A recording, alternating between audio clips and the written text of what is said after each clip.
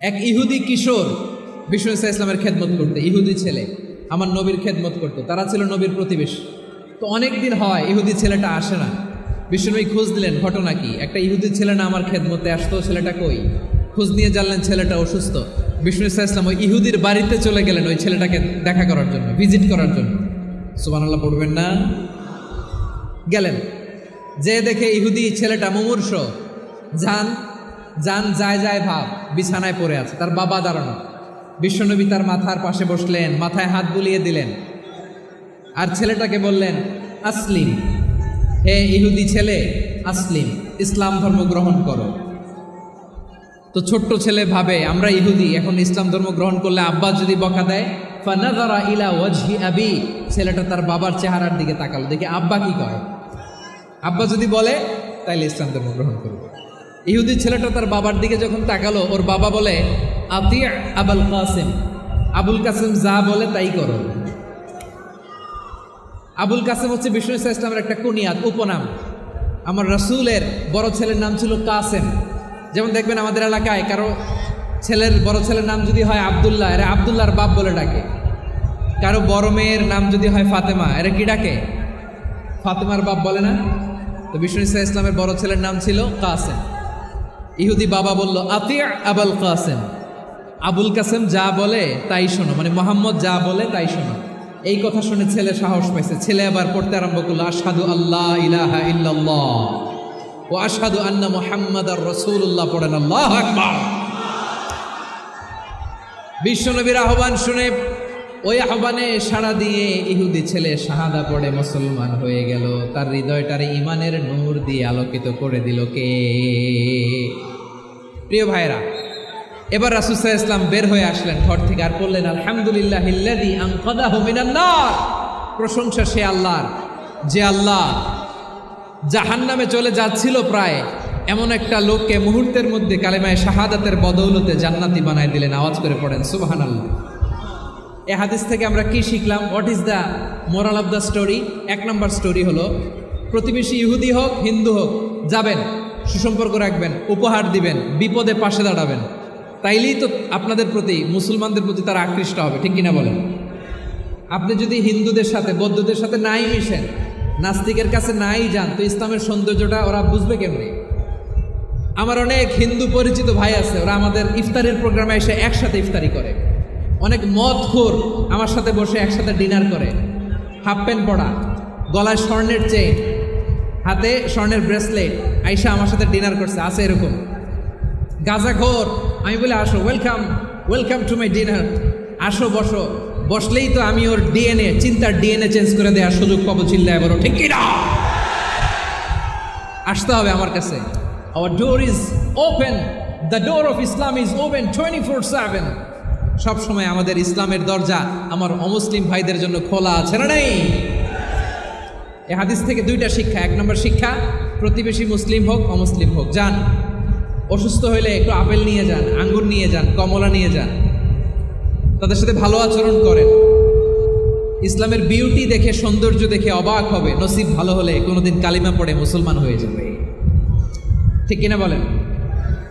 তাহলে অমুসলিমের সাথে ভালো সম্পর্ক। বিশ্বনবী ইহুদির বাড়িতে গেলেন, ইহুদির বাড়ি, আর আমার মুসলমান ভাই আমার কাফের বলে, এরকম আছে না নাই? মুসলিমরা দেখতে পারে না, সহ্য করতে পারে। বিশ্বনবী সাল্লাল্লাহু আলাইহি ওয়াসাল্লাম ইহুদির বাড়িতে গেলেন, এটা একটা শিক্ষা। আরেকটা শিক্ষা হলো, আমার প্রতিবেশী যেই ধর্মের হোক আমি সম্পর্ক রাখবো। অসুস্থ হলে যাব, কি বলেন ভাইরা? যাবেন না? যাবেন না আপনারা? আচ্ছা, 2 নম্বর শিক্ষা হলো, বিষ্ণু ইসা ইসলামের খাদেম ছিল ইহুদি, এতদিন খেদমত করলো, একদিনও বিশ্বনবী ওরা কালিমার দাওয়াত দেয় নাই। কারণ কি? বিশ্বনবী একটা ভালো সময়ের অপেক্ষা করতেছিলেন, প্রপার টাইমিং। দাঈর কাজ হচ্ছে দাঈ ইলাল্লাহ, সে হচ্ছে সুযোগ সন্ধানী। দাঈ সুযোগ খুঁজে, কখন দাওয়া দিলে ব্যাটে বলে হবে, ঝোপ বুঝে কোপ মারে, ঠিক কিনা বলেন? বিষ্ণু ইসা ইসলাম ভালো সময়ের অপেক্ষা করতেছিলেন, দেখি ভালো সময় আসুক আসুক আসুক আসুক। আস্তে আস্তে এমন সময় আসছে, ছেলে এবার মুমূর্ষ। অসুস্থ ব্যক্তির হৃদয় অত্যন্ত নরম থাকে। হসপিটালে যখন কেউ যায় তার হৃদয়টা বড্ড নরম থাকে, মৃত্যুর ভয়ে তার অন্তরটা নরম থাকে, ঠিক কিনা বলেন? এই প্রপার টাইমিংয়ের অপেক্ষা করতেছিলেন। যখনই টাইমিং পেয়েছেন দাওয়াত দিলেন, পড়ো লা ইলাহা ইল্লাল্লাহ, সুবহানাল্লাহ পড়েন সবাই। বিষ্ণু ঈসা ইসলাম মক্কাতে কিংবা মদিনাতে অন্য ধর্মের লোকদের সাথে খুব পিসফুলি লাইফ লিড করেছেন। হোক মুশরিক, হোক খ্রিস্টান, হোক ইহুদি, বিশ্বনবী সবার সাথে মিলেমিশে ছিলেন। আলহামদুলিল্লাহ বলেন। ইসলাম হচ্ছে পিসফুল রিলিজিয়ান। অন্য ধর্মের প্রতি সহনশীলতার সবক ইসলাম আমাদেরকে দেয়, কিন্তু প্রতিটি মুসলিমের এটা মনে রাখতে হবে, আল্লাহর কাছে পছন্দনীয় গ্রহণযোগ্য ধর্ম জীবনাদর্শ একটি, সেটা হচ্ছে ইসলাম। আওয়াজ করে বলেন সেটা কি? লালমনিরহাটের ভাইয়েরা আওয়াজ করে বলুন, আল্লাহর কাছে মনোনীত ধর্ম একটি, সেটা কি? এজন্য রব্বুল আলামিন বলেন, ইন্নাদ-দীনা ইনদাল্লাহিল ইসলাম, আল্লাহর কাছে মনোনীত গ্রহণযোগ্য অ্যাকসেপ্টেড ধর্ম মতাদর্শ একটা, সেটা হলো ইসলাম। ইসলাম ছাড়া অন্য কোনো ধর্ম যদি কেউ তালাশ করে, তার ওই ধর্ম আল্লাহ গ্রহণ করবে না। ومن يبتغي غير الإسلام دينا فلن يقبل منه وهو في الآخرة من الخاسرين. Whoever seek anything except Islam, that won't be accepted from him, and he will be loser in the day of judgment. কিয়ামতের দিন ইসলাম ছাড়া কেউ যদি অন্য কোনো ধর্ম তালাশ করেছে দুনিয়াতে, তার এই মতাদর্শ গ্রহণ করা হবে না।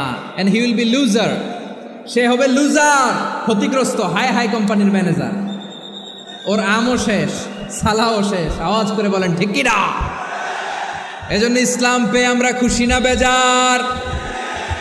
প্রত্যেক নামাজ শেষে আমরা আল্লাহরে বলি, আল্লাহ রাদিতু বিল্লাহি রাব্বা ওয়া বিল ইসলামি দীনা ওয়া বি মুহাম্মাদিন নাবিয়ান ওয়া রাসূলা।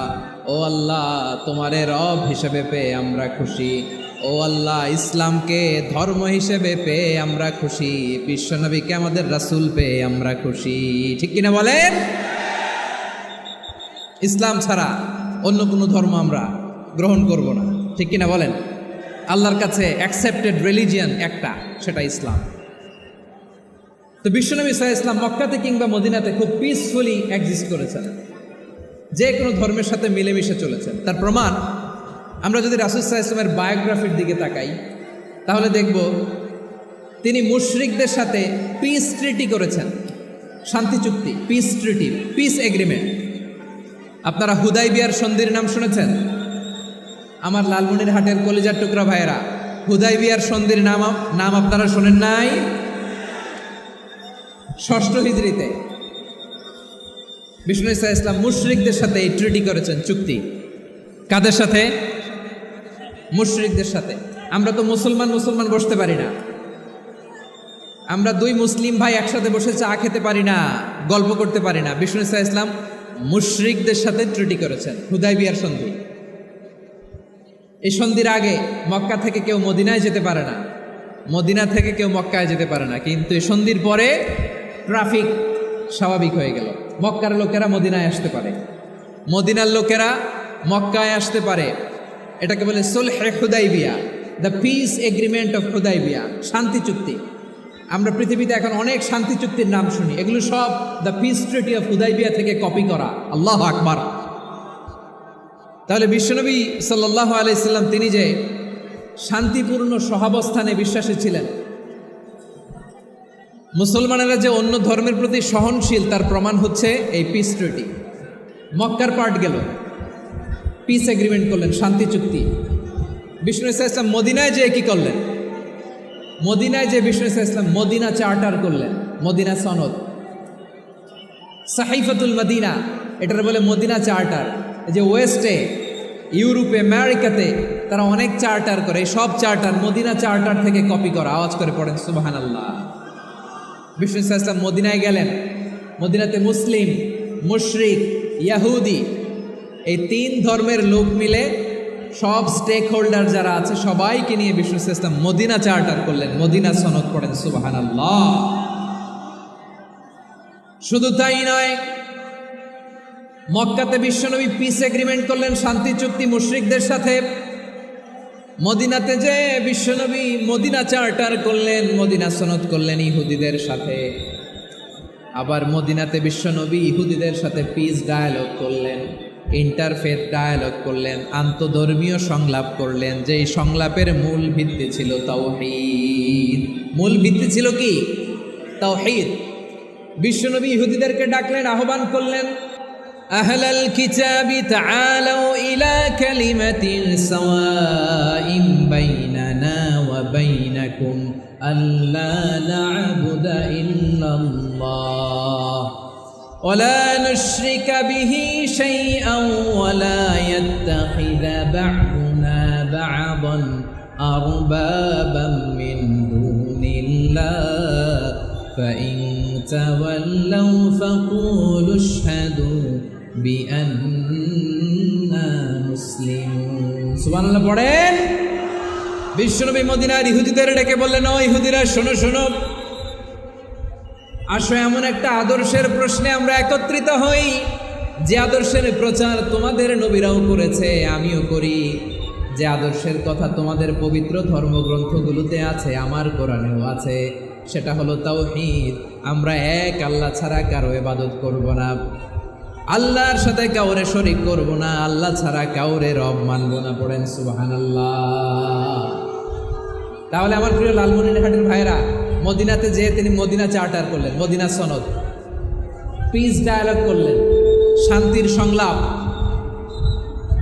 ইন্টারফেথ ডায়ালগ করলেন, আন্তধর্মীয় সংলাপ, যার ভিত্তি ছিল তাওহীদ। সুবহানাল্লাহ পড়ো। তাহলে অন্য ধর্মের প্রতি সব সময় ইসলাম সহনশীল, টলারেন্স। যদি আপনি দেখতে চান ইসলামের নবী বিশ্ব নবীর দিকে তাকান, ঠিক কিনা বলেন? আমরা তো সংখ্যালঘুদের রাইটস প্রোটেক্ট করার জন্য কত আইন বানাই, কত বৈঠক করি, কত সংবাদ সম্মেলন করি। বিষ্ণু সাল্লাল্লাহু আলাইহি ওয়াসাল্লাম সংখ্যালঘুদের রাইটসের ব্যাপারে, অধিকারের ব্যাপারে যে কথা বলেছেন, শুনলে আপনি অবাক হয়ে যাবেন। বিশ্বনবী বলেন, আলা মান যালামা মুআহাদান আও ইনতাকাসাহু আও কাল্লাফাহু ফাওকা তাআতিহি আও কাল্লাফাহু ফাওকা তাকাতিহি আও আখাযা মিনহু শাইআন বিগাইরি তিবি নাফসিন ওয়া আনা হাজিজুহু ইয়াউমাল কিয়ামা। খবরদার, জেনে রাখো, কেউ যদি কোনো সংখ্যালঘুর উপরে অত্যাচার করে, কোনো সংখ্যালঘুর প্রাপ্য থেকে যদি কেউ কাউকে ঠকায়, সংখ্যালঘুর উপর যদি কেউ কষ্ট দেয়, কোনো সংখ্যালঘুর সম্পদ যদি কেউ জোর করে কেড়ে নেয়, আমি কিয়ামতের দিন বিশ্বনবী ওই সংখ্যালঘুর পক্ষে আর ওই মুসলমানদের বিপক্ষে বাদী হয়ে দাঁড়াবো। সুবহানাল্লাহ বলতে পারলেন না? আল্লাহু আকবার। আপনি নামাজি, আপনি মুসল্লি, আপনি হাজি সাহেব, তাহাজ্জুদ পড়তে পড়তে কপালে দাগ ফেলে দিছেন, আপনার প্রতিবেশী হিন্দু, ভাবছেন আমার তো পাওয়ার আছে, ওর জমিটা দখল করি। বিশ্বনবী বলেন, কিয়ামতের দিন ওই হিন্দুর পক্ষে, তোর বিরুদ্ধে আমি বাদী হয়ে দাঁড়াবো। পৃথিবীর কোন ধর্মে এরকম স্টেটমেন্ট পাবেন? পাবেন? আপনি ভাবছেন আপনি নামাজ পড়লে হাজি সাহেব কপালে দাগ ফেলাই দিলে আপনি সেলসেলায় জান্নাতে চলে যাবেন না? খবরদার।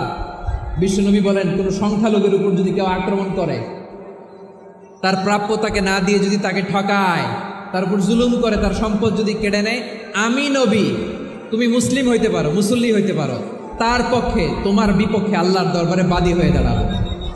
আচ্ছা লালমনিরহাটের ভাইরা, কথা বুঝতে পারলে আওয়াজ করে উত্তর দেন। বিশ্বনবী যদি কারো বিপক্ষে দাঁড়ায় কিয়ামতের দিন, আই রিপিট, আমি আবারও বলছি, বিশ্বনবী যদি কিয়ামতের দিন কারো বিপক্ষে দাঁড়ায়, ও তো সেলসেলায়া জান্নাতি,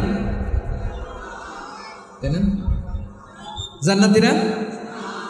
যে নবীর সুপারিশ ছাড়া জান্নাতের গেটও দেখা যাবে না, ওই নবী যদি বলে তোর বিপক্ষে আমি বাদী হয়ে দাঁড়াবো, ওই জান্নাতে আর ঢোকার কোনো সুযোগ আমাদের থাকবে? এখানেই শেষ না আমার প্রিয় লালমনিরহাটের ভাইয়েরা, এখানেই শেষ নয়। বিশ্বনবী বলেন, মান কাতালা মুআহাদান, বুখারীর বর্ণনা, মান কাতালা মুআহাদান লাম ইয়ারাহ রাইহাতাল জান্নাহ। কেউ যদি, কোনো মুসলিম যদি অন্যায়ভাবে কোনো সংখ্যালঘুকে হত্যা করে, কোনো হিন্দুকে হত্যা করে, কোনো বৌদ্ধরে হত্যা করে, অন্যায়ভাবে কোনো মুসলিম যদি কোনো সংখ্যালঘুরে হত্যা করে, জান্নাতে যাওয়া তো দূরের কথা, ওই মুসলিম জান্নাতের ঘ্রাণও পাবে না। সেই বুখারীর বর্ণনা, মান কাতালা মুআহাদান লাম ইয়ারাহ রাইহাতাল জান্নাহ ওয়া ইন্না রিহাহা লা ইউজাদু মিন মাসিরাতি 40 আমা, যে জান্নাতের ঘ্রাণ 40 বছর দূরের রাস্তা থেকেই পাওয়া যায়। সুবহানাল্লাহ। প্রিয় ভাইরা, এখান থেকে জান্নাতে পৌঁছতে লাগবে 40 বছর। এত দূর, কত বছর? সবাই বলেন কত বছর? এখান থেকে জান্নাতে পৌঁছতে লাগবে 40 বছর।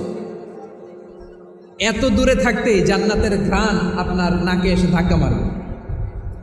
বিষ্ণুই বলেন, যে ব্যক্তি কোনো সংখ্যালঘুকে হত্যা করে জান্নাতের ঘ্রাণ তো পাবেই, জান্নাতে তো ঢুকতে পারবেই না, জান্নাতের ঘ্রাণও তার নাকে লাগবে না। পড়েন না আউযুবিল্লাহ। তাহলে সংখ্যালঘুদের ব্যাপারে ইসলামে অধিকার দেয়া আছে না নাই? লালমনিরহাটের ভাইয়ের আওয়াজ করে বলেন, আমার সংখ্যালঘু হিন্দু ভাইদের রাইটস, অধিকার আমাদের ইসলামে প্রোটেক্টেড আছে না নাই?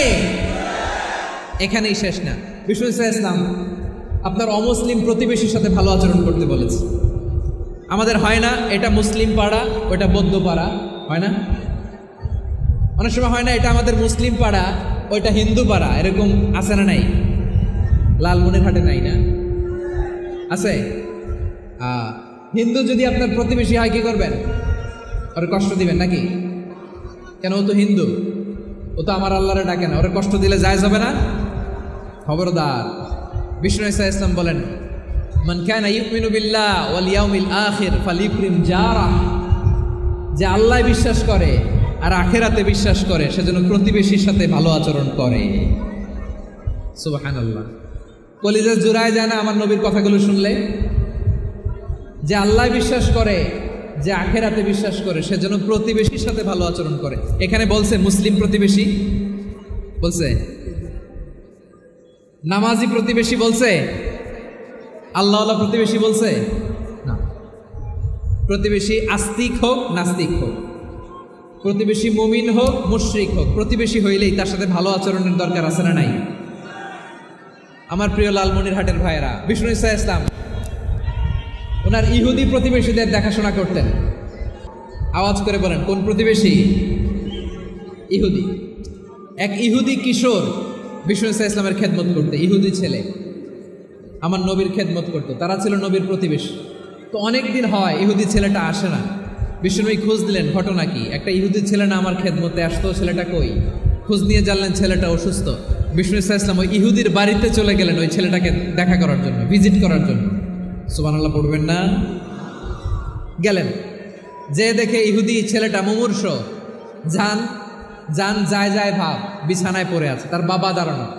বিশ্বনবী তার মাথার পাশে বসলেন, মাথায় হাত বুলিয়ে দিলেন, আর ছেলেটাকে বললেন আসলিম, হে ইহুদি ছেলে আসলিম, ইসলাম ধর্ম গ্রহণ করো। তো ছোট্ট ছেলে ভাবে আমরা ইহুদি, এখন ইসলাম ধর্ম গ্রহণ করলে আব্বা যদি বকা দেয়, ফানাযারা ইলা ওয়াজহি আবি, ছেলেটা তার বাবার চেহারার দিকে তাকালো, দেখে আব্বা কি কয়। আব্বা যদি বলে তাইলে ইসলাম ধর্ম গ্রহণ করবে। ইহুদি ছেলেটা তার বাবার দিকে যখন তাকালো, ওর বাবা বলে আতি আবুল কাসিম, আবুল কাসিম যা বলে তাই করো। আবুল কাসিম হচ্ছে বিষ্ণু ইসলামের একটা কুনিয়াত, উপনাম। আমার রাসূলের বড় ছেলের নাম ছিল কাসেম। যেমন দেখবেন আমাদের এলাকায় কারো বড় ছেলের নাম যদি হয় আব্দুল্লাহ, এরা আব্দুল্লাহর বাপ বলে ডাকে। কারো বড় মেয়ের নাম যদি হয় ফাতেমা, এরা কি ডাকে? ফাতেমার বাপ বলে না? তো বিষ্ণু ইসলামের বড় ছেলের নাম ছিল কাসেম। ইহুদি বাবা বলল আতি আবুল কাসেম, আবুল কাসেম যা বলে তাই শোনো, মানে মোহাম্মদ যা বলে তাই শোনো। এই কথা শুনে ছেলে সাহস পাইছে, ছেলে আবার পড়তে আরম্ভ করলো আশহাদু আল্লাহ ইলাহা ইল্লাল্লাহ ওয়া আশহাদু আন্না মুহাম্মাদার রাসূলুল্লাহ। পড়েন আল্লাহু আকবার। বিশ্বনবীর আহ্বান শুনে ওই আহ্বানে সাড়া দিয়ে ইহুদি ছেলে শাহাদা পড়ে মুসলমান হয়ে গেল। তার হৃদয়টারে ইমানের নূর দিয়ে আলোকিত করে দিল কে? প্রিয় ভাইরা, এবার রাসূল সাল্লাল্লাহু আলাইহি ওয়াসাল্লাম বের হয়ে আসলেন ঘর থেকে, আর বললেন আলহামদুলিল্লাহিল্লাযী আনকাযাহু মিনান নার। প্রশংসা সে আল্লাহর, যে আল্লাহ জাহান্নামে চলে যাচ্ছিল প্রায় এমন একটা লোককে মুহূর্তের মধ্যে কালেমায়ে শাহাদাতের বদৌলতে জান্নাতি বানায় দিলেন। আওয়াজ করে পড়েন সুবহানাল্লাহ। এই হাদিস থেকে আমরা কি শিখলাম? What is the moral of the story? 1 number story হলো, প্রতিবেশী ইহুদি হোক হিন্দু হোক, যাবেন, সুসম্পর্ক রাখবেন, উপহার দিবেন, বিপদে পাশে দাঁড়াবেন, তাইলেই তো আপনাদের প্রতি, মুসলমানদের প্রতি তারা আকৃষ্ট হবে, ঠিক কিনা বলেন? আপনি যদি হিন্দুদের সাথে বৌদ্ধদের সাথে নাই মিশেন, নাস্তিকের কাছে নাই যান তো ইসলামের সৌন্দর্যটা ওরা বুঝবে কেমনে? আমার অনেক হিন্দু পরিচিত ভাই আছে, ওরা আমাদের ইফতারের প্রোগ্রামে এসে একসাথে ইফতারি করে। অনেক মদখোর আমার সাথে বসে একসাথে ডিনার করে, হাফ প্যান্ট পরা, গলায় স্বর্ণের চেইন, হাতে স্বর্ণের ব্রেসলেট, আইসা আমার সাথে ডিনার করছে, আছে এরকম। গাঁজাখোর, আমি বলে আসো, welcome welcome to my dinner, আসো বসো। বসলেই তো আমি ওর ডিএনএ, চিন্তার ডিএনএ চেঞ্জ করে দেওয়ার সুযোগ পাবো, চিল্লায় বলো ঠিক কি না? আসতে হবে আমার কাছে। Our door is open, the door of Islam is open 24/7। সব সময় আমাদের ইসলামের দরজা আমার অমুসলিম ভাইদের জন্য খোলা আছে না নেই? এই হাদিস থেকে দুইটা শিক্ষা। এক নম্বর শিক্ষা, প্রতিবেশী মুসলিম হোক অমুসলিম হোক, যান, অসুস্থ হইলে একটু আপেল নিয়ে যান, আঙ্গুর নিয়ে যান, কমলা নিয়ে যান, তাদের সাথে ভালো আচরণ করেন। ইসলামের বিউটি দেখে, সৌন্দর্য দেখে অবাক হবে, নসিব ভালো হলে কোনোদিন কালিমা পড়ে মুসলমান হয়ে যাবে, ঠিক কিনা বলেন? তাহলে অমুসলিমের সাথে ভালো সম্পর্ক। বিশ্বনবী ইহুদির বাড়িতে গেলেন, ইহুদির বাড়ি, আর আমার মুসলমান ভাই আমার কাফের বলে, এরকম আছে না নাই? মুসলিমরা দেখতে পারে না, সহ্য করতে পারে। বিশ্বনবী সাল্লাল্লাহু আলাইহি ওয়াসাল্লাম ইহুদির বাড়িতে গেলেন, এটা একটা শিক্ষা। আরেকটা শিক্ষা হলো, আমার প্রতিবেশী যেই ধর্মের হোক আমি সম্পর্ক রাখবো। অসুস্থ হলে যাব, কি বলেন ভাইরা? যাবেন না? যাবেন না আপনারা? আচ্ছা, 2 নম্বর শিক্ষা হলো, বিষ্ণু ইসা ইসলামের খাদেম ছিল ইহুদি, এতদিন খেদমত করলো, একদিনও বিশ্বনবী ওরা কালিমার দাওয়াত দেয় নাই। কারণ কি? বিশ্বনবী একটা ভালো সময়ের অপেক্ষা করতেছিলেন, প্রপার টাইমিং। দাঈর কাজ হচ্ছে দাঈ ইলাল্লাহ, সে হচ্ছে সুযোগ সন্ধানী। দাঈ সুযোগ খোঁজে, কখন দাওয়া দিলে ব্যাটে বলে হবে, ঝোপ বুঝে কোপ মারে, ঠিক কিনা বলেন? বিষ্ণু ইসা ইসলাম ভালো সময়ের অপেক্ষা করতেছিলেন, দেখি ভালো সময় আসুক আসুক আসুক আসুক। আস্তে আস্তে এমন সময় আসছে, ছেলে এবার মুমূর্ষ। অসুস্থ ব্যক্তির হৃদয় অত্যন্ত নরম থাকে, হসপিটালে যখন কেউ যায় তার হৃদয়টা বড্ড নরম থাকে, মৃত্যুর ভয়ে তার অন্তরটা নরম থাকে, ঠিক কিনা বলেন? এই প্রপার টাইমিং এর অপেক্ষা করতেছিলেন। যখনই টাইমিং পেয়েছেন দাওয়াত দিলেন, পড়ো লা ইলাহা ইল্লাল্লাহ, সুবহানাল্লাহ পড়েন সবাই। তাহলে ইসলাম অমুসলিম প্রতিবেশীর সাথে ভালো আচরণ করতে বলে। ইসলাম অমুসলিম মাতা পিতার সাথেও ভালো আচরণ করতে বলে। মাতা পিতা যদি অমুসলিম হয় তারা ফেলে দিতে পারবেন? পারবেন? আমার লালমনিরহাটের ভাইয়েরা, অনেক হিন্দু ছেলে আমাদের হাতে শাহাদা পড়ে মুসলিম হয়, কিন্তু ওর মা মুসলমান হয় নাই, বাবাও হয় নাই, এরকম আছে না নাই? তো ও হয়েছে মুসলিম, মা বাপ হিন্দু, এখন মা বাপ কি বাদ? হ্যাঁ, মা বাপ বাদ দেয়া যাবে? যেই মা আপনারে 9 মাস 8 মাস পেটে ধারণ করলো, আপনার মায়ের নার ছেঁড়া ধন, আপনি ওই মারে বাদ দিতে পারবেন? যেই মায়ের বুকের তাজা দুধ খেয়ে আপনি আজকে বাড়ন্ত তাজা তরতাজা, ওই মারে বাদ দেয়া যাবে?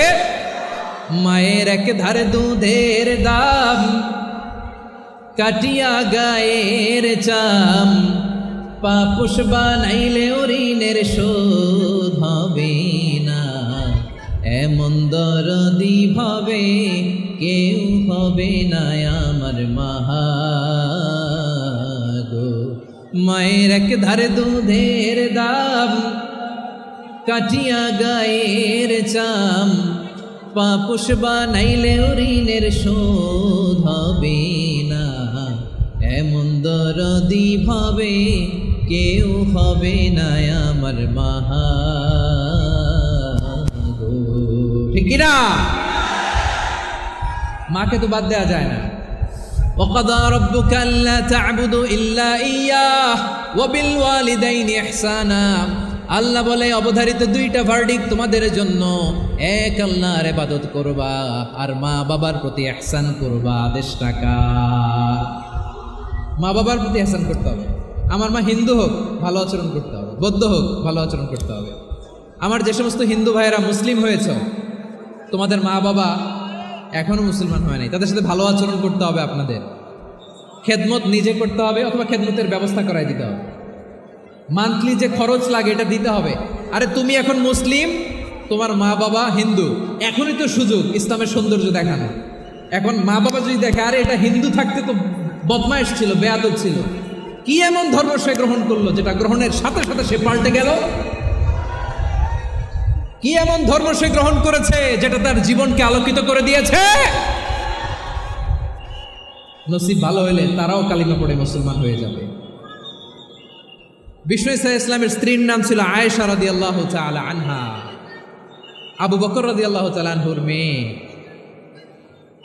আবু বকর রাদিয়াল্লাহু তাআলা আনহুর আরেক মেয়ের নাম হচ্ছে আসমা। কি নাম? দুজনই আবু বকর রাদিয়াল্লাহু তাআলা আনহুর মেয়ে, আসমা আর আয়েশা। নাম দুইটা কেমন লাগে? আসমা নামটা কেমন লাগে?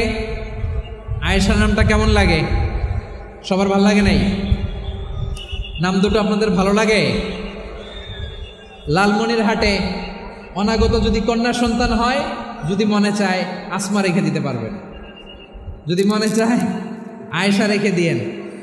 দেশে বিদেশে এয়ারপোর্টে রাস্তাঘাটে শুধু বলে হুজুর একটা নাম দেন, আমার ছেলের একটা নাম দেন, মেয়ের একটা নাম দেন। তো আমার মনে আছে যশোরের 8 দিনের মাহফিলে আমি একটা দুইটা নাম দিয়েছিলাম।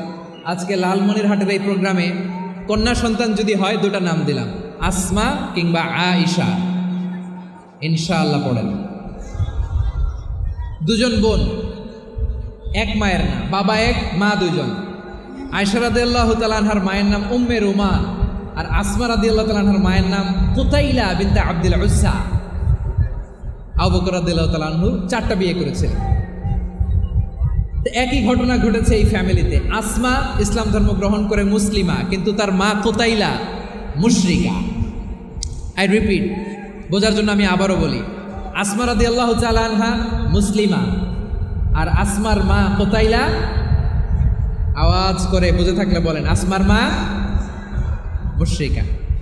তার মানে মেয়ে মুসলিম, মা অমুসলিম, ভেজাল আছে না নাই? কিন্তু কুতাইলা আর ধৈর্য ধারণ করতে পারে না। নার ছেড়া ধন, কলিজার টুকরা ধন, কলিজার টুকরা সন্তান আসমারে দেখতে বড্ড মন চায়। সাইয়েদনা আসমা রাদিয়াল্লাহু তাআলা আনহা মক্কা থেকে হিজরত করে মদিনায় চলে গেলেন। হুদাইবিয়ার পর যখন মক্কা মদিনার ট্রাফিক স্বাভাবিক হলো, মক্কার লোক মদিনায় যায়, মদিনার লোক মক্কায় আসে। কুতাইলা কলিজার টুকরা সন্তান আসমারে দেখার জন্য কিছু উপহার নিয়ে বিশাল মরুপথ পাড়ি দিয়ে মক্কা থেকে মদিনায় যায়। সুবহানাল্লাহ বলেন। এখন মা আসছে মেয়ের সাথে দেখা করতে, মেয়ে তো আর দেখা দেয় না। মেয়ে ভাবছে আমার মা তো মুশরিকা, অপবিত্রা, তার সাথে কি দেখা দেয়া যাবে? বিশ্বনবীর দরবারে চলে গেলেন। সুবহানাল্লাহ বলেন। কি সৌভাগ্যবান ছিল তারা, মাসলা জানার দরকার হলেই নবীর দরবারে চলে যেত। ঘরে বউয়ের সাথে ঝগড়া হলে নবীর দরবারে চলে যেত। অনেক সাহাবী বলে আমার পেটে ক্ষুধা লাগলেও আমি নবীর কাছে চলে যেতাম, কারণ নবীর চেহারার দিকে তাকালেই আমার পেটের ক্ষুধা মিটে যেত। সাইয়েদনা আসমা রাদিয়াল্লাহু তাআলা আনহা বিশ্বনবীর কাছে চলে গেলেন, যে বললেন ইয়া রাসূলুল্লাহ ইয়া হাবিবাল্লাহ ইন্না উম্মি কাদিমাতুন ইলাইয়া ওয়া হিয়া রাগিবা। আমার মা মক্কা থেকে অনেক দূর মরুর পথ পাড়ি দিয়ে উপহার সামগ্রী নিয়ে মদিনায় আমার সাথে দেখা করতে এসেছে গো নবী। আমার জানতে বড্ড ইচ্ছে হয় আমি আমার মুশরিকা মায়ের সাথে একটু দেখা করতে পারবো কিনা। আফা আসিলুহা, আগে যেমনি আমি আমার মায়ের সাথে ভালো আচরণ করতাম, যেমনি আমি আমার মায়ের সাথে সদাচরণ করতাম গো নবী, এখন আমি মুসলিমা, মা মুশরিকা, এখনো কি আগের মতো সদাচরণ করতে পারবো নাকি? বিশ্বনবী বললেন নাম সিলিহা, হ্যাঁ রে আসমা, অবশ্যই অবশ্যই, আগে ঠিক যেমন তুমি তোমার মায়ের সাথে ভালো আচরণ করতে, এখনো তেমনি আগের মতো ভালো আচরণ করবা। আওয়াজ করে পড়েন সুবহানাল্লাহ। কি ইসলাম আমরা পেয়েছি! কত ব্রড মাইন্ডেড আমাদের ইসলাম, কত ওপেন মাইন্ডেড ইসলাম, কত ওপেন আপ করতে পারে, চিন্তা করতে পারেন। বিষ্ণু বললেন হ্যাঁ অবশ্যই, নাম সুলিহা, আগে যেমনি ভালো আচরণ করছো আসমা, এখন ওই রকমই করো, পারলে আরো বাড়াই করো। সুবহানাল্লাহ বলেন। তাহলে আমার যে হিন্দু ভাইয়েরা, হিন্দু বোনেরা, ইমানের বদৌলতে দৌলতে আপনি ধন্য হয়েছেন, আপনার আম্মা আব্বা এখনো মুসলমান হয় নাই, তাদের জন্য দোয়া করেন, তাদের জন্য দোয়া করেন, আল্লাহ যেন তাদেরকেও ইমানের দৌলত দান করেন। আমরা সবাই পড়ি আমিন, আরো জোরে পড়েন আমিন। এখন বলেন ইসলাম কি ন্যারো মাইন্ডেড রিলিজিয়ান না ব্রড মাইন্ডেড? লালমনিরহাটের যুবক ভাইরা আওয়াজ করো, ইসলাম কি ন্যারো মাইন্ডেড না ব্রড মাইন্ডেড? কতটা ব্রড মাইন্ডেড দেখেন। বিশ্বনবী সাল্লাল্লাহু আলাইহি সাল্লাম। অমুসলিমরা যদি নবীকে উপহার দিত, ওই উপহারও বিশ্বনবী গ্রহণ করতেন। সুবহানাল্লাহ পড়েন। আপনার অমুসলিম বন্ধু যদি উপহার দেয়, সেটাও আপনি নিতে পারবেন, যেটা নেওয়া জায়েজ। কিন্তু আপনার বন্ধু যদি আপনার মদের বোতল দেয়, নিতে পারবেন? হ্যাঁ, মদের বোতল দিলে পারবেন। আপনার বন্ধু যদি আপনার পর্ক দেয়, পর্ক, শূকরের গোশত মিশ্রিত কোনো খাবার, ওটা নিতে পারবেন না। হালাল যে কোনো জিনিস নিতে পারবেন। বিশ্বনবী সাল্লাল্লাহু আলাইহি ওয়াসাল্লাম অমুসলিমদের দেয়া হাদিয়া গ্রহণ করতেন। কেমন নবী ছিলেন? আমার নবীরে চিনে নেন, আমার নবীর অ্যাটিটিউড জেনে নেন। বিশ্বনবী সাল্লাল্লাহু আলাইহি ওয়াসাল্লাম যখন কোনো জনপদে যেতেন, 3টা অপশন নিয়ে যেতেন। প্রিয় ভাইয়ের, আওয়াজ করে বলতে হবে, কোনো জনপদে গেলে আমার নবীর অপশন থাকতো কয়টা? আমার মতো 3 আঙ্গুল উঁচু করে দেখান আর বলুন, আমার নবী কোনো জনপদে গেলে কয়টা অপশন নিয়ে যেতেন? 1 নম্বর অপশন, আসলিম তাসলাম। নতুন এলাকায় গেলে বলতেন আসলিম তাসলাম, ইসলাম ধর্ম গ্রহণ করো, শান্তিতে থাকবা, আমার ভাই হয়ে যাবা, আমরা ভাই ভাই। ইসলাম মানো, আমরা ভাই ভাই। অপশন নাম্বার কত? 1। যদি বলে না ইসলাম মানবা না, ওকে, অপশন নাম্বার 2, মুসলিম হওয়ার দরকার নাই, লা ইকরাহা ফিদ্দিন, ইসলামে কোনো বাড়াবাড়ি নাই। খ্রিস্টান আসো থাকো, বৌদ্ধ আসো থাকো, ইহুদি থাকতে চাও থাকো, কিন্তু আমরা যেহেতু রিজিওনাল সুপার পাওয়ার, আমাদের আন্ডারে থাকো, ট্যাক্স দিয়া থাকো, এটার বলে জিজিয়া। আলেম যারা আছেন বুঝবেন, এটার আরবিতে কি বলে? জিজিয়া।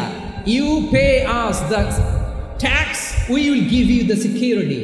তোমরা ট্যাক্স দিবা, আমরা সিকিউরিটি দিব, আমাদের আওতায় থাকবা, কেউ তোমাদেরকে আক্রমণ করতে পারবে না, আমরা নিরাপত্তা দিব। সুবহানাল্লাহ বলেন। এটা অপশন নাম্বার কত?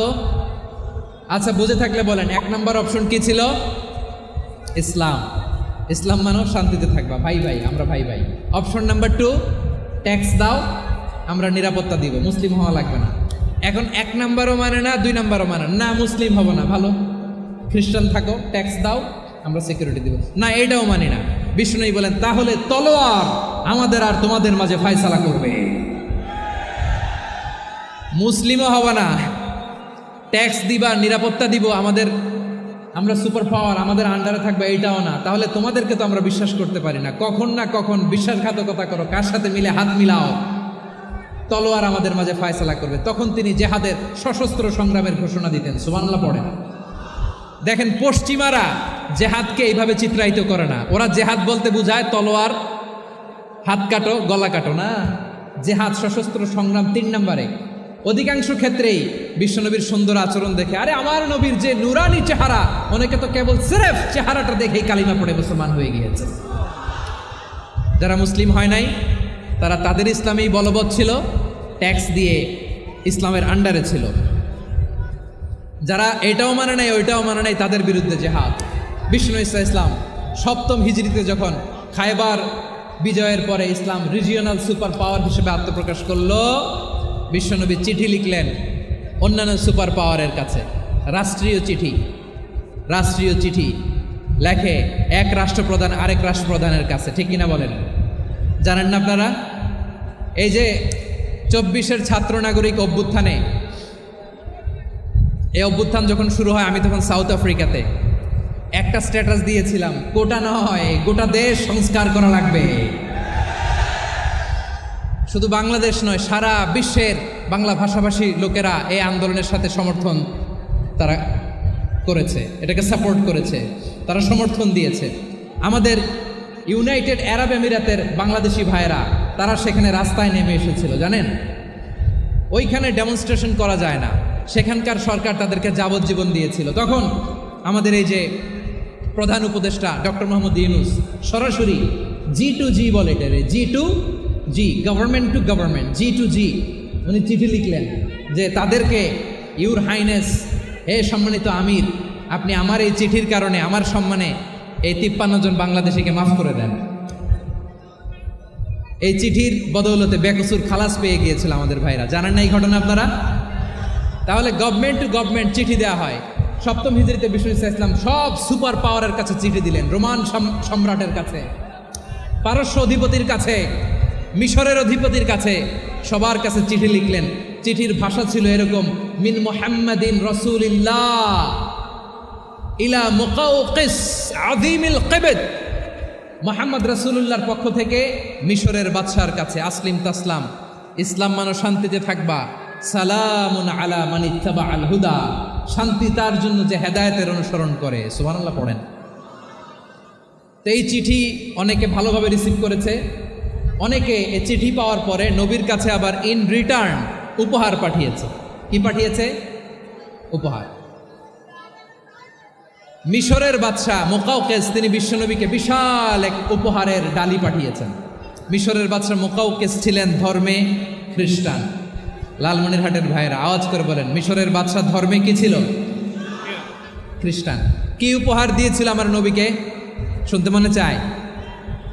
আওয়াজ নাই লালমনিরহাটের গলায়, শুনতে মনে যায়? 1000 স্বর্ণ মুদ্রা, 1000 স্বর্ণ মুদ্রা। 2টা খ্রিস্টান দাসী, একজনের নাম মারিয়া বিনতে শামউন আল কিবতিয়া, আরেকজনের নাম সিরিন বিনতে শামউন আল কিবতিয়া। একজন খ্রিস্টান দাস 20 থান কাপড় জামা বানানোর জন্য, আমরা নবী যেন সেলাই করে জামা বানাতে পারে এজন্য 20 থান কাপড়, 20 থান ফাইন গার্মেন্ট। সুবহানাল্লাহ পড়বেন না? এরপরে একটা গাধা যেটার নাম ছিল উফাইর, আর একটা খচ্চর এটার নাম ছিল দুলদুল। খচ্চর চিনেন? গাধা আর ঘোড়ার ক্রসিংয়ে যে প্রাণীটা দুনিয়াতে আসে ওটার খচ্চর বলে। তো এই যে সুপার পাওয়ার খ্রিস্টান বাদশার কাছে নবী চিঠি লিখলেন, ওই খ্রিস্টান বাদশা আমার নবীকে উপহার দিল। বিশ্বনবী এই উপহারগুলো সানন্দে গ্রহণ করেছে। সুবহানাল্লাহ পড়বেন না? তাহলে অমুসলিম কেউ যদি আপনাকে উপহার দেয়, হালাল উপহার হলে আপনি গ্রহণ করতে পারবেন। অনুরূপভাবে পারস্যের বাদশাহ রোম সম্রাট বিশ্বনবীকে উপহার পাঠিয়েছেন। আমার নবী সবগুলো উপহার গিফট গ্রহণ করেছেন। সুবহানাল্লাহ বলেন। তাহলে প্রিয় লালমনিরহাট আওয়াজ করে বলুন, ইসলাম কি ন্যারো মাইন্ডেড রিলিজিয়ন না ব্রড মাইন্ডেড? আম্মাজান আয়েশার কাছে মাসালা জানতে চায় মেয়েরা, হে আম্মাজান, অগ্নি উপাসকেরা তাদের ঈদের দিন নওরোজের সময় আমাদেরকে পাখি দেয়, নেওয়া যাবে? উনি বললেন, ওরা জবাই করে দিলে নেওয়া যাবে না, কিন্তু ওরা যদি ফলমূল এরকম খাবার দেয় এগুলো নেওয়া যাবে। তার মানে অমুসলিমদের দেয়া উপহার এটা গ্রহণ করা যায়। সুবহানাল্লাহ বলেন। শুধু তাই নয়, বিষ্ণু ঈসা ইসলাম অমুসলিমদের সাথে আর্থিক লেনদেনও করেছেন, ফিনান্সিয়াল ডিলিং করেছেন। অমুসলিমদের সাথে প্রয়োজনে আপনি ফিনান্সিয়াল ডিলিং করতে পারবেন। আমরা প্রায় দেখি বাজারের মিষ্টির দোকানগুলো আমার হিন্দু ভাইদের। লালমনিরহাটে মিষ্টির দোকান, দইয়ের দোকান কারা চালায়? হিন্দুরা চালায় না? তারপরে যে বারবার শপ, চুল কাটে যে নাপিত, অধিকাংশ নাপিতের দোকানে কারা? আমার হিন্দু ভাইরা। তা আপনি চুল কাটতে পারবেন কিনা? পারবেন কিনা বলেন? পারবেন। তার দোকান থেকে দই মিষ্টি কিনতে পারবেন কিনা? হ্যাঁ, আমার মুসলিম ভাইয়ের দোকান থাকলে ওইটারে আমি বেশি প্রায়োরিটি দিব, ঠিক কিনা? কিন্তু যদি তাদের সার্ভিস নিতে চান, প্রোডাক্ট নিতে চান, পারবেন। তার দলিল সহিহ বুখারী, আম্মা জান আয়েশা রাদিয়াল্লাহু তাআলা আনহা বলেন, ইশতারা রাসূলুল্লাহ সাল্লাল্লাহু আলাইহি ওয়াসাল্লাম মিন ইয়াহুদিন তুআমান ওয়া রাহানাহু দিরআহু মিন হাদিদ। রাসূল সাল্লাল্লাহু আলাইহি ওয়াসাল্লাম এক ইহুদির কাছ থেকে, কার কাছ থেকে? সবাই বলে নাই কার কাছ থেকে? আমার নবী, পেয়ারা নবী এক ইহুদির কাছ থেকে জব কিনেছিল। জব, বার্লি, যেটা দিয়ে রুটি বানায়। ওই জবের দাম দেওয়ার টাকা পয়সা নবীর কাছে ছিল না। ফলে নবী ওনার একটা পোশাককে মর্গেজ রেখেছিলেন, মর্গেজ, বন্ধক, যে এখন এটার দাম দিতে পারবো না, কয়েক কেজি বার্লি নিয়ে যাই আর বন্ধক হিসেবে আমার জামাটা রেখে গেলাম, যেদিন দাম দিব ওই দিন জামাটা ছুটায় নিয়ে যাব। সুবহানাল্লাহ পড়বেন না? বাকিতে নিছিলেন, বাকিতে। দিরআহু মিন হাদিদ, লোহার তৈরি বর্ম, মানে যুদ্ধের পোশাক, লোহা দিয়ে বানানো। বিশ্বনবী বললেন, কয়েক কেজি জব দাও, টাকাটা পরে দিব, এখন টাকা নাই, বন্ধক হিসেবে, মর্গেজ হিসেবে আমার জামা রেখে গেলাম, যখন টাকা দিব জামা ছুটায় নিব। আওয়াজ করে বলতে হবে সুবহানাল্লাহ। এ থেকে বোঝা গেল অমুসলিমদের সাথে ফিনান্সিয়াল ডিলিং করা যায়, অর্থনৈতিক লেনদেন করা যায়, কেনাবেচা করা যায়, প্রোডাক্ট কেনা যায়। এমনকি আমাদের মসজিদে নববীতে বারান্দায় আপনার একটা অটোমেটিক ফ্লাইং আমব্রেলা দেখছেন? সূর্য যখন বাড়ে মসজিদে নববীর বারান্দায় ইয়ার্ডের মধ্যে অটোমেটিক্যালি কিছু আমব্রেলা আছে, সাঁ করে খুলে যায়, আর সূর্যের তাপ লাগে না। আবার সন্ধ্যাবেলায় এই আমব্রেলাগুলো ওরা ক্লোজ করে ফেলে, দেখেন নাই না? দেখছেন? এই মসজিদে নববীকে সর্বোচ্চ উন্নত মানের কনস্ট্রাকশন ইনফ্রাস্ট্রাকচারে ডেভেলপ করার জন্য কর্তৃপক্ষ কিছু অমুসলিম ইঞ্জিনিয়ারের ডিজাইনারের সহায়তা নিয়েছিল। সুবহানাল্লাহ বলেন। কোন দলিলের ভিত্তিতে? এই দলিলের ভিত্তিতে যে বিষ্ণু ঈসা ইসলাম অমুসলিমদের সাথেও লেনদেন করেছেন। আওয়াজ করে বলতে হবে আল্লাহু আকবার। শুধু তাই নয়, ইন কেস অফ ইমার্জেন্সি, প্রয়োজনে ইসলামের খাতিরে ইসলামকে সামনের দিকে এগিয়ে নিয়ে যাওয়ার জন্য অমুসলিমদের সাপোর্ট নেওয়া জায়েজ আছে। সুবহানাল্লাহ বলেন। অমুসলিমদের সাপোর্ট নেয়া, তাদের থেকে অর্থ নেয়া, পলিটিক্যাল সাপোর্ট, পলিটিক্যাল অ্যাসাইলাম নেওয়া জায়েজ আছে। আমাদের অনেক বিশ্ববরেণ্য দায়ীরা আমেরিকায় অস্থায়ীভাবে অ্যাসাইলাম নিয়ে থাকে, নিজের দেশে গেলে ফাঁসিতে ঝুলাই দিবে। যুগ যুগ ধরে দায়ীদের উপর এরকম অত্যাচার আর নির্যাতন আছে না নাই? মিশরের অনেক দায়ীরা পাশ্চাত্যে যেয়ে থাকে। এই যে তারা পলিটিক্যাল অ্যাসাইলাম নিয়ে থাকে, রাজনৈতিক আশ্রয়, এটা জায়েজ আছে না? এটা যে জায়েজ আছে তার প্রমাণ স্বয়ং বিশ্বনবী সাল্লাল্লাহু আলাইহি ওয়াসাল্লাম পলিটিক্যাল সাপোর্ট নিয়েছিলেন অমুসলিমদের কাছ থেকে। সুবহানাল্লাহ বলেন। খুব মজাদার একটা ঘটনা, শুনবেন? আপনাদের আগ্রহ দেখে তো মনে হয় না শোনার ইচ্ছা আছে। আছে আছে, গলায় জোর আছে। লিল্লাহি তাকবীর, লিল্লাহি তাকবীর, নারায়ে তাকবীর। মাশাআল্লাহ। আমার ভাইরা, বিশ্বনবীর বয়স তখন প্রায় 51 বছর। কত বছর? বিশ্বনবীর সবচেয়ে কাছের মানুষ খাদিজা রাদিয়াল্লাহু তাআলা আনহা ইন্তেকাল করেছেন। বিশ্বনবী বড্ড কষ্ট পেলেন, হৃদয়টা ভেঙে খান খান।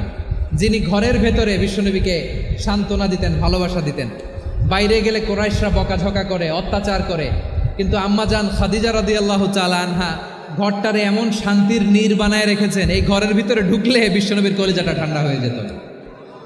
এজন্য রব্বুল আলামিন বলেন, খাদিজা, ও আমার বান্দি খাদিজা, জান্নাতে এমন স্পেশাল একটা ঘর আমি তোমার জন্য রেডি করে রেখেছি। ওই ঘরের মধ্যে কোনো আওয়াজ নাই, ওই ঘরের মধ্যে কোনো নয়েজ নাই, ওই ঘরে কোনো বিশৃঙ্খলা নাই।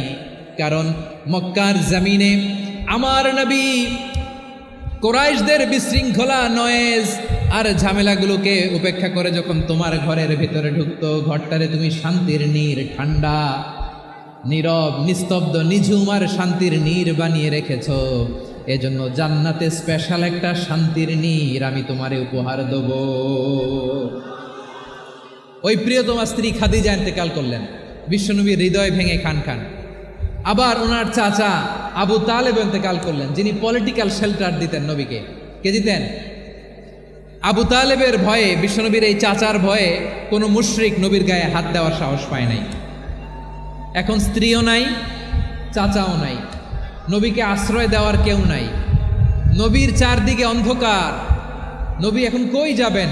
আমার পেয়ারা নবী নতুন স্টেশন খুঁজতেছেন, নতুন দাওয়াতি প্ল্যাটফর্ম খুঁজতেছেন।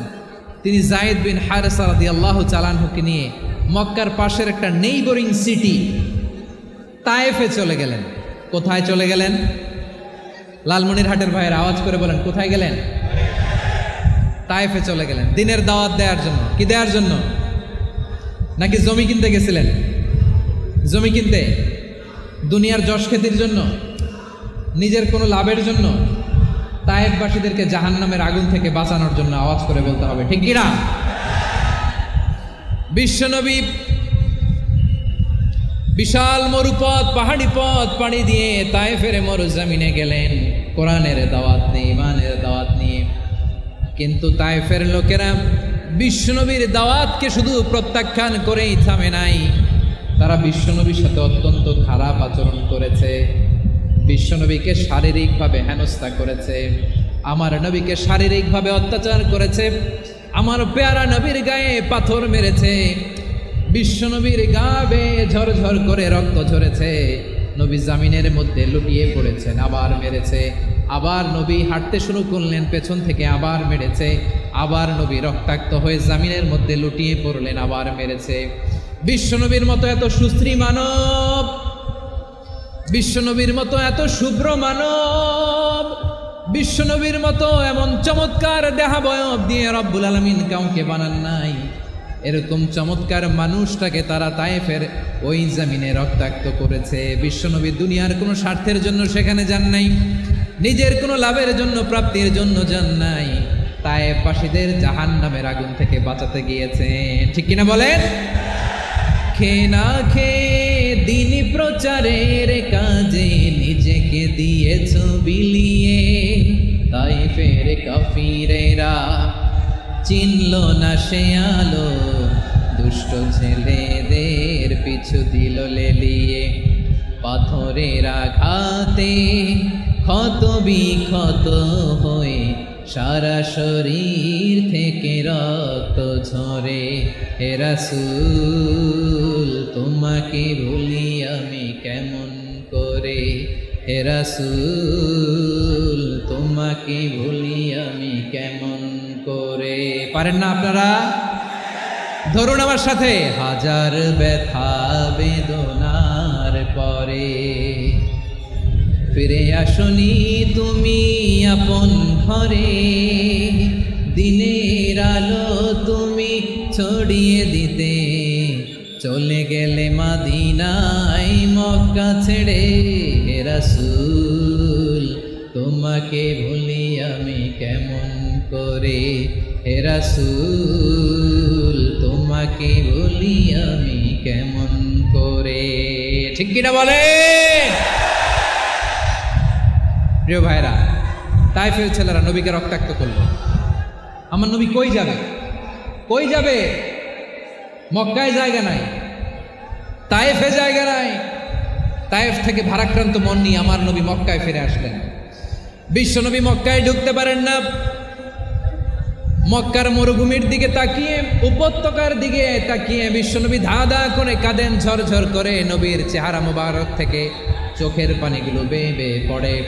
আমার জন্মস্থান, আমার শৈশব, কৈশোর, যৌবন কেটেছে এই মক্কায়, আমার এলাকায় আমি ঢুকতে পারি না। বিশ্বনবী মক্কার অনতি দূরে দাঁড়িয়ে জায়েদকে পাঠালেন, জায়েদ যাও দেখো কেউ আমাকে সাপোর্ট করার মতো আছে কিনা, যাও অমুকের কাছে যাও। জায়েদ গেলেন, তারাও প্রত্যাখ্যান করে ফিরিয়ে দেয়। বিশ্বনবী বললেন যাও অমুক লোকের কাছে যাও, তিনিও প্রত্যাখ্যান করে ফিরিয়ে দিলেন। কেউ বিশ্বনবীকে আশ্রয় দিতে রাজি হয় না। নিজ জন্মভূমিতে বিতাড়িত বিশ্বনবী, সর্বশেষ বিশ্বনবী বললেন যাও মুতঈম ইবনে আদির ঘরে যাও। মুতঈম ইবনে আদি মুশরিক, তার কাছে যাও। গেলেন, মুতঈম ইবনে আদি রাজি হয়ে গেল। সুবহানাল্লাহ বলেন। দেখেন, অনেক বিপদের সময়ও আমি নিজে সাক্ষী, সামাজিকভাবে, রাজনৈতিকভাবে কত ঝঞ্ঝা, কত ষড়যন্ত্র, কত কনস্পাইরেসি পাড়ি দিয়ে আমাদেরকে সামনে এগিয়ে যেতে হয়। এই শত্রুদের ভেতরেও একজনকে দাঁড় করিয়ে দেয় যে আল্লাহর কোরআনের জন্য রেডি হয়ে যায়। করেন সুবহানাল্লাহ। মুতঈম ইবনে আদি, আল্লাহ তার মনকে নরম করে দিলেন। মুতঈম বলে, মুহাম্মদ আমি তোমাকে আশ্রয় দিব। তার দুই ছেলেকে পাঠালেন, যাও খোলা তলোয়ার নিয়ে, স্কট দিয়ে, গার্ড অফ অনার দিয়ে মোহাম্মদকে মক্কায় ঢুকাও, আর বলো আমি আমান দেব। আমান কি দিব? আমান মানে সিকিউরিটি, নিরাপত্তা। সিকিউরিটি ছাড়া, আমান দেওয়া ছাড়া কেউ থাকতে পারতো না মক্কায়। দুই ছেলে বিষ্ণু ইসা ইসলামকে নিয়ে আসলো। নবী কাবার চারদিকে তাওয়াফ করলেন, নামাজ পড়লেন। আবু জাহেল, উতবা, শাইবা, ওয়ালিদ ইবনে মুগীরা সবাই দেখে, কেউ কিছু করতে পারে না। কারণ মুতঈম ইবনে আদি ঘোষণা দিয়েছেন, আমি মুহাম্মদকে আমান দিয়েছি, মুহাম্মদের গায়ে যেন কেউ স্পর্শ না করে। আওয়াজ করে পড়েন সুবহানাল্লাহ। নবীর এই বিপদকালে মুহূর্তে মুতঈমের হৃদয়টারে নরম করে দিল কে? আচ্ছা, লালমনিরহাটের ভাইয়েরা বলেন, এই মুতঈম কি মুসলিম ছিল না মুশরিক? সবাই বলতে হবে, মুসলিম না মুশরিক? তাহলে মুশরিকের কাছ থেকে নবী পলিটিক্যাল অ্যাসাইলাম, আধুনিক রাষ্ট্রবিজ্ঞানের ভাষায় পলিটিক্যাল অ্যাসাইলাম, যেটাকে বলে রাজনৈতিক আশ্রয়, ওনার আমান বা নিরাপত্তার এই ঘোষণায় তিনি মক্কায় ঢুকলেন। যতদিন নিরাপত্তা ছিল ছিলেন। মুতঈম যখন মারা গেল, বিষ্ণু ইসলাম হিজরত করে মদিনায় চলে গেলেন। সুবহানাল্লাহ। কিন্তু মুতঈম যে বিশ্বনবীর উপকার করছে এটা বিশ্বনবী বলে নাই। আমাদের অনেকে আছে উপকার করার পরে আর খেয়াল থাকে না, খাওয়ার পরে গলা দিয়ে নামলে আর খেয়াল থাকে না। এরকম আছে না নাই? আমার নবী বলে নাই। বদরের প্রান্তরে 70 জন কাফেরকে যখন বন্দি করে বিশ্বনবীর সামনে হাঁটু গেড়ে দাঁড় করানো হলো, বসানো হলো, 70 জন কাফের। কয়জন? বিশ্বনবী তাদের দিকে তাকিয়ে বললেন, সহিহ বুখারীর বর্ণনা, লাউ কানাল মুতঈম ইবনে আদি হাইয়ান সুম্মা কাল্লামানি হাউলা ইন্নাতনা লা তারাকতুহুম লাহু। বদরের প্রান্তরে 70 জন বন্দী কাফিরের দিকে তাকিয়ে আমার নবী বললেন, আজকে মুতিঈম ইবনে আদি যদি বেঁচে থাকতো আর তোমাদের 70 জনের ব্যাপারে যদি মুতিঈম এক বাক্যে একটা সুপারিশ করত, তার সম্মানে আজকে তোদের সবাই আমি মাফ করে দিতাম। সুবহানাল্লাহ নাই? ওই যে চিল্লাচিল্লি যে কথা বোঝে নাই, কোন জিনিস মিস করছে ওরা নিজেরাও বোঝে নাই। বিশ্বনবী মুতিঈমের এই সাহায্যের কথা বলে নাই। 70 জন মুশরিক হাঁটু গেড়ে বসা, নবী চাইলে এখনই এক্সিকিউশন অর্ডার দিতে পারে। তিনি বললেন, আজকে যদি মুতিঈম বেঁচে থাকতো আর মুতিঈম যদি তোদের জন্য সুপারিশ করতে, এই আবর্জনাগুলোর ব্যাপারে সুপারিশ করতে, আমি মুহূর্তেই তোদেরকে এমনি মাফ করে দিতাম। এবার বলেন, ইসলাম কি ন্যারো মাইন্ডেড না ব্রড মাইন্ডেড? শুধু তাই নয়, যাকে যে সম্মান দেয়ার আমার নবী দিতেন, হোক আস্তিক হোক নাস্তিক, হোক মুসলিম হোক অমুসলিম। বিষ্ণু ইসলাম যখন রোমান সম্রাটের কাছে চিঠি লিখেছেন, আমার প্রিয় লালমনিরহাটের ভাইরা, অল্প কয়েক মিনিট কয়েকটা জরুরি কথা বলবো, এদিকে তাকান, এদিকে তাকান। রোমান সম্রাটের কাছে বিশ্বনবী যখন চিঠি লিখলেন মিন মুহাম্মদ রাসূলিল্লাহ ইলা হিরাকলা আযীমের রোম। মুহাম্মদের পক্ষ থেকে হিরাক্লিয়াসের কাছে, যিনি হচ্ছেন আযীমের রোম। এটা নবী নিজ থেকে বানায় লিখছেন অতিরিক্ত সম্মান দিয়ে। কোনো রাষ্ট্রপ্রধান যখন আসে তাদেরকে আমরা কি বলি জানেন? তার নামের শেষে HE এটা লিখতে হয়, H.E. মানে হিজ এক্সেলেন্সি। কি লেখে? হিজ এক্সেলেন্সি, অথবা ইউর হাইনেস, ইউর ম্যাজেস্টি।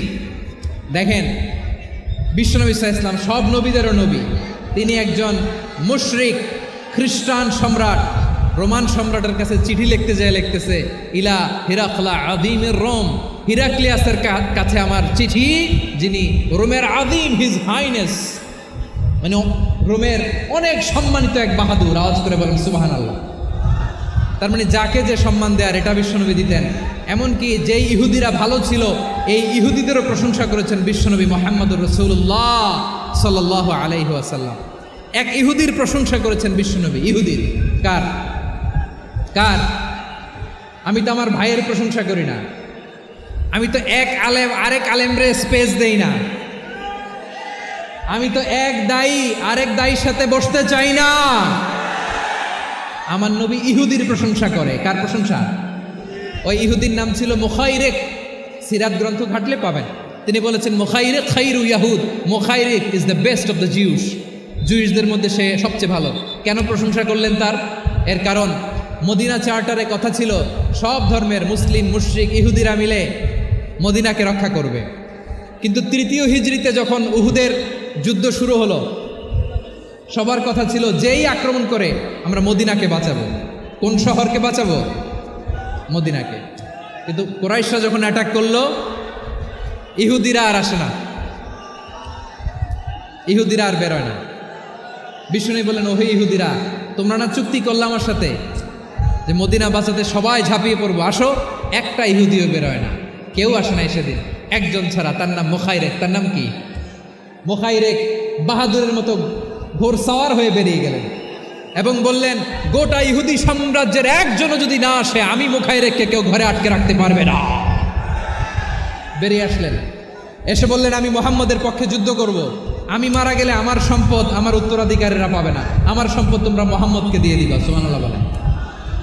উহুদের ময়দানে 70 জন মুসলমান শহীদ হলো। এই ইহুদি, সেও মুসলমানের পক্ষে যুদ্ধ করে নিহত হলো। সুবহানাল্লাহ বলেন। মুসলিমদের লাশ যখন নিয়ে আসা হলো, এই মুখাইরিকের লাশও নিয়ে আসা হলো। মুসলিমদের লাশের পাশে মুখাইরিকের লাশ দেখে বিশ্বনবী মুখাইরিকের প্রতি অনেক খুশি হলেন। আর বিশ্বনবী খুশি হয়ে বললেন, মুখাইরিক খায়রু ইয়াহুদ। মুখাইরিক, যদিও তুমি ইহুদি, তারপরেও তুমি সব ইহুদিদের মধ্যে সেরা ইহুদি। পড়েন সুবহানাল্লাহ। আমার নবী ইহুদিকেও সম্মান দিতে কার্পণ্য করে নাই। আওয়াজ করে বলেন আল্লাহু আকবার। প্রিয় ভাইরা, এবার সর্বশেষ আওয়াজ করে বলেন, ইসলাম কি ন্যারো মাইন্ডেড নাকি ব্রড মাইন্ডেড? সবাই বলেন, ন্যারো মাইন্ডেড না ব্রড মাইন্ডেড? এজন্য অমুসলিম হইলেই তারা আমাদের শত্রু নয়। শত্রু কারা? এই লালমনিরহাটের ভাইয়েরা শোনেন, শত্রু কারা? যে সমস্ত অমুসলিম আমাদেরকে নিশ্চিহ্ন করে দিতে চায়, যে সমস্ত অমুসলিম আমাদের ভূখণ্ড থেকে আমাদেরকে তাড়িয়ে দিতে চায়, যে সমস্ত অমুসলিম আমার ধর্ম নিয়ে তুচ্ছতাচ্ছিল্য করে চিল্লায় বলেন ঠিক কিনা, তারা আমাদের শত্রু। সাধারণ অমুসলিমরা আমার শত্রু নয়। এই যে হিন্দুরা থাকে এরা আমার ভাই, বৌদ্ধরা আমার ভাই, খ্রিস্টানরা আমার ভাই, ইহুদিরা আমার ভাই। তারা দিনই ভাই নয়, তারা মায়ের পেটের ভাই নয়, তারা মানবিক দিক থেকে ভাই। ও মানুষ, আমিও মানুষ, ইসলাম মানুষকে সম্মান করে চিল্লায় বলো ঠিক কিনা। যারা আমাদের অস্তিত্বকে নিশ্চিহ্ন করতে চায়, যারা আমাদের ভূখণ্ডকে দখল করতে চায়, যারা আমাদেরকে নিয়ে মকারি করে, ফান করে, টিটকারি করে, আমার ধর্ম নিয়ে খেলা করে, তাচ্ছিল্য করে, ওদের বিরুদ্ধে আমাদের জিহাদ। সাধারণ মুসলিম আমাদের শত্রু নয়। আপনি জানেন নিউ ইয়র্কে, আমি তো নিউ ইয়র্কে ছিলাম অনেকদিন, ওখানে ফিলিস্তিনিদের পক্ষে যখন আমরা মিছিল করেছি, অনেক ইহুদি আমাদের সাথে মিছিলে দাঁড়িয়েছে। কারণ ওরাও জানে এই ভূখণ্ড ফিলিস্তিনিদের ভূখণ্ড। আওয়াজ করে বলো লালমনিরহাট ঠিক কিনা। ইসরায়েলের রাজধানী খোদ তেল আবিবে অনেক ইহুদিরা বেঞ্জামিন নেতানিয়াহু তার বিরুদ্ধে মিছিল করেছে। তো তারা কি আমাদের শত্রু? না। অনেক খ্রিস্টান আমাদের সাথে আমাদের স্বার্থ রক্ষায় আমাদের পাশে দাঁড়িয়েছে। খেয়াল রাখবেন, হিন্দু আর হিন্দুত্ববাদ এক নয়, ইহুদি ধর্ম আর জায়নিজম এক নয়। জায়নিজমের বিরুদ্ধে আমাদের সংগ্রাম, আমাদের জেহাদ, চিল্লায় বলেন ঠিক কিনা। এই যে ফিলিস্তিনের ভাইয়েরা, তারা তাদের স্বাধীনতা সংগ্রামের জন্য লড়াই করছে, করে যাচ্ছে, আমরা এটাকে সমর্থন জানাই, চিল্লায় বলো ঠিক কিনা। কাশ্মীরের ভাইয়েরা স্বাধীনতার জন্য সংগ্রাম করছে, আমরা সেই সংগ্রামকে সমর্থন জানাই, আওয়াজ করে বলো ঠিক কিনা। যারাই আমাদের ইসলামকে নিশ্চিহ্ন করতে চায় তাদের বিরুদ্ধে আমাদের সংগ্রাম, আওয়াজ করে বলতে হবে ঠিক কিনা। ওই সমস্ত দুর্বৃত্তদের সাথে আমাদের কোনো সম্পর্ক নাই। ঐক্যবদ্ধ থাকতে পারি, ওই দুর্বৃত্তরা চান্স পাবে না।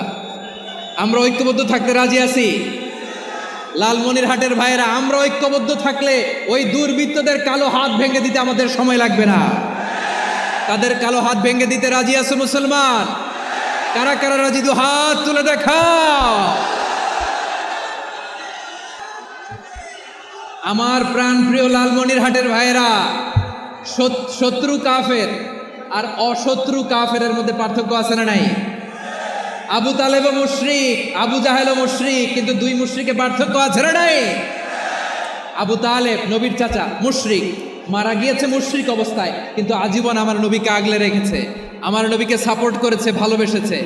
আবু জাহেল মুশরিক, মারা গিয়েছে মুশরিক হিসেবে, আজীবন আমার নবীর বিরুদ্ধাচারণ করেছে।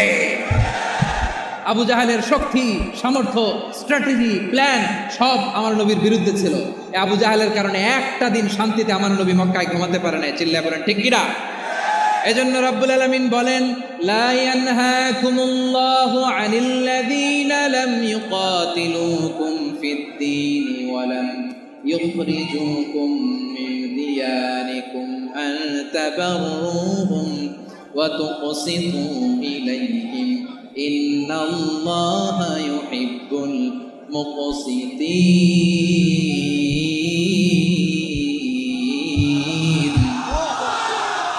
আল্লাহ বলে, গোলামেরা শোনো শোনো, যে সমস্ত অমুসলিম তোমাদের সাথে ধর্মযুদ্ধে লিপ্ত হয় না, তোমাদের বিরুদ্ধে যে সমস্ত অমুসলিম অস্ত্র ধরে না, যে সমস্ত অমুসলিম তোমাদেরকে তোমাদের জন্মস্থান থেকে, ভূখণ্ড থেকে তাড়িয়ে দেয় না, তাদের সাথে ভালো আচরণ করতে আমি আল্লাহ নিষেধ করি নাই। তাদের সাথে সদাচরণে কোনো নিষেধাজ্ঞা নাই, বরং তাদের সাথে সদাচরণ করো, এটাই আমি আল্লাহ চাই। তাহলে আমার যে অমুসলিমরা আমাদের সাথে শত্রুতা করে না, তুচ্ছতাচ্ছিল্য করে না, আমাদের ভূমি থেকে আমাদেরকে উচ্ছেদ করতে চায় না, আমাদের বিরুদ্ধে অস্ত্র ধরে না, ওই অমুসলিম ভাইদের সাথে আমাদের কোনো দ্বন্দ্ব আছে? কোনো বিরোধ আছে? বরং আছে ভালোবাসা। বরং আছে কি? এই ভালোবাসা দিয়ে আমরা বিশ্ব জয় করব। রাজি আছে মুসলমান? আমাদের পুঁজি ভালোবাসা। আমাদের পুঁজি কি?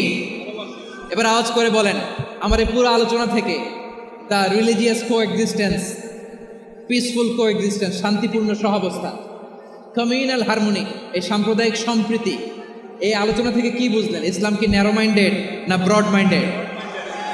এই ব্রড মাইন্ডেড হৃদয় নিয়ে, ভালোবাসা দিয়ে আমরা বিশ্ব জয় করতে চাই। রাজি আছেন? আল্লাহ কবুল করুক, আমরা সবাই পড়ি আমিন। লালমনিরহাটের জেলা স্টেডিয়ামে আমার প্রিয় মায়েরা বোনেরা, আপনাদের জন্য একটা হাদিস বলে শেষ করব। বিশ্বনবী বলেন, আমার মায়েরা খেয়াল করে শুনুন, বিশ্বনবী আপনাদের উদ্দেশ্য করে বলেন, আল মারআতু ইযা সাল্লাত খামসাহা ওয়া সামাত শাহরাহা হাফিজাত ফুরুজাহা আতাআত বা'লাহা ফালতাদখুল মিন আইয়ি আবওয়াবিল জান্নাতি শাআত। বিশ্বনবী বলেন, ও রমণীরা, ও নারীরা, যে সমস্ত নারী এই 4টা কাজ করবে, এই 4টা কাজের গ্যারান্টি দিবে, তাদেরকে জান্নাতের 8টা দরজার গ্যারান্টি দেয়া হবে। কি 4টা কাজ? 1 নম্বর, আল মারআতু ইযা সাল্লাত খামসাহা, যে নারী 5 ওয়াক্ত নামাজ পড়ে। কি করে? জেলা স্টেডিয়ামে অবস্থানরত আমার নারীরা বোনেরা, বিশ্বনবী আপনাদেরকে 4টা কাজের কথা বলেছেন, খুব বেশি না। 4টা করলে 8 জান্নাতের দরজা সব খোলা। কোনটা দিয়ে যাবে? যেটা দিয়ে মনে চায়। 1 নাম্বার 5 ওয়াক্ত নামাজ। আমার বোনেরা জোহরের নামাজ পড়তে পড়তে এটা আসরে নিয়ে যায়, আসর পড়তে পড়তে এটা মাগরিবে নিয়ে যায়, এরকম আসরা নাই? লালমনিরহাটে হয়তো নাই। আমার বোনেরা এটা করবেন না। ইন্নাস সালাতা কানাত আলাল মুমিনিনা কিতাবাম মাওকুতা, সময় মতো পড়বেন।